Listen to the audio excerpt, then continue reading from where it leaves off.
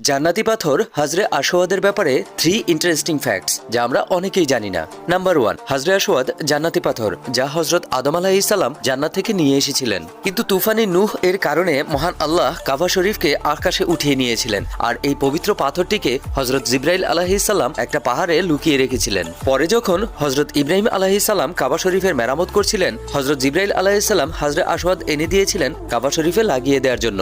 Number 2, হাজরে আসওয়াদ 317 হিজরিতে চুরি হয়ে গিয়েছিল। যে চুরি করেছিল তার নাম জাফর বিন হাল্লাস ছিল, কিন্তু 22 বছর পরে এই পাথরটিকে আবার ফেরত দিয়েছিল। চুরি করার সময় এই পাথরটি কাবা শরীফ থেকে বের হচ্ছিল না বিধায় সে সেখানে কুড়াল দিয়ে আঘাত করেছিল, যার কারণে পাথরটি ভেঙে গিয়েছিল। তারপর পাথরটিকে পুনরায় জোড়া দেওয়া হয়েছিল। নাম্বার 3, চুরি হওয়ার পর এই পাথরটি যখন বাদশাহ ফেরত দিচ্ছিলেন তখন বলেছিলেন এই পাথরটি অন্য পাথরের সাথে মিশে গেছে, যদি চিনতে পারেন তাহলে নিয়ে যান। সেখানে উপস্থিত মুফাসসিররা বলেছিলেন সব পাথরকে আগুনে নিক্ষেপ করা হোক, যেটা গলবে না সেটাই হাজরে